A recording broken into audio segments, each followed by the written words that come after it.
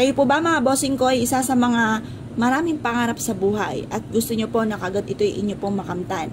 Marami tayong pwedeng gawin bukod sa sipag at tiyaga, pananalig sa mahal na Panginoon. Kaya lang po minsan may mga pagkakataon na ang sipag-sipag naman po natin, lahat na ginawa po natin, parang naisip po ninyo na parang napapagod na kayo, parang hindi sulit yung pagod po ninyo, kaya dyan papasok ang mga pampaswerte.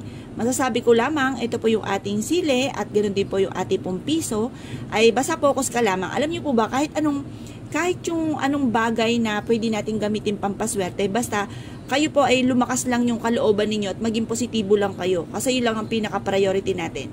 Yung pong maging positibo po kayo sa buhay. Kasi minsan kapag wala tayong mga ganito, parang bahala na si Batman, parang wala tayong, minsan pa naiisip natin na malas yung mga ganong mga bossing.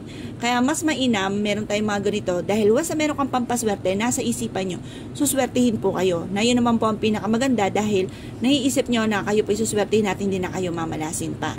Ngayon pa mga bossing, kung kayo po naniwala at tansyo po itong gawin, ito po yung ating piso. Hugasan nyo po muna ito at ibilad sa sinag ng araw. Huwag nyo po siyang pupunasan, hayaan siyang kusang matuyo. Tapos yung sili natin, kuha po kayo dyan sa may rep po ninyo or kung may tanim kayong sili, kahit green, pwede po yan. Pagtapos, kailangan lang natin mga bossing ko ng ziplock or kaya isang plastic na maliit na pwede natin paglagyan nito. Kasi kapag sa tela nyo siya inilagay, baka madurog yung sili. Tapos, baka maanghang pa yung kamay po ninyo. Makuskus nyo pa sa mata, nalintikan pa. Kaya mas mainam sa plastic na lamang mga bossing. Ngayon pa magwi-wish ka. Or pwede rin naman, hayaan nyo siya ng kaganto mga bossing. Ipatong nyo lang to sa halaman na nasa loob ng inyong tahanan or sa gilid ng inyong tahanan. Itusok nyo yung barya, tapos ipatong nyo lang yung ating sile mga bossing. Ngayon pa mga bossing, harap ka sa may silangan. I-wish nyo po. Sa pamamagitan nito ay magtutuloy-tuloy ang pasok ng swerte at kailanman hindi na ako mamumblema sa pera. Lahat ng mga pangarap ko ay aking makakamtan. Sabihin nyo na lahat ang nais ninyo na walang gamit na sana, direct to the point ang pagwi-wish mga bossing. Ngayon pa mga bossing, kung kayo pinaniwala at nais nyo po itong gawin, huwag na po kayo magpatumpik-tumpik pa. Pag nagawa nyo po ito, i-mindset nyo na kayo po yung magiging matagumpay. At pagkatapos po niyan mga bossing ko, sasabayan lalo natin ng sipag at tiyaga, pananalig sa mahal na Panginoon, positive lamang, kasi kung ano po yung nasa isipan natin, makapangyarihan po yan po yung nagaganap. Kapag inisip nyo kayo ay malas nga po mga magaganap.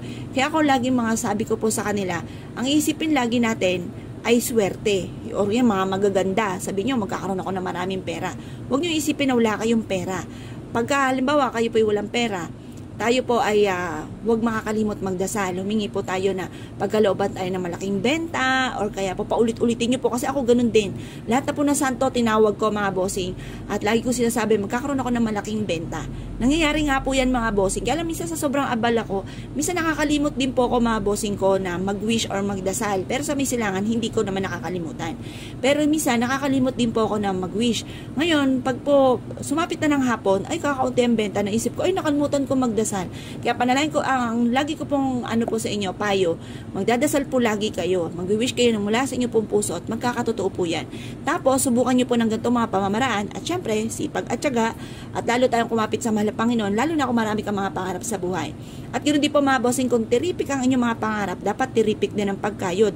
Baka naman po napaka-tiripik ng mga pangarap ninyo na magkaroon ako ng malaking bahay, magkaroon ako ng maraming pera, pero ang pagkayod ninyo ay panakto lamang. Kailangan tiripik din po ang pagkayod natin mga bossing. Talagang pagtsatsagaan po natin yan. Kapag po tiis-tiis lamang, kung halimbawa kayo po ay napapagod na, pwede naman magpahinga pero sandalian lamang. At tiis-tiis lamang po mga bossing para maging matagumpay po tayo sa buhay. Ngayon po mga bossing, kung kayo po naniwala at nais po itong gawin, huwag na po kayo magpatumpik-tumpik pa, subukan nyo po ito, proven po ito na napakaswerte.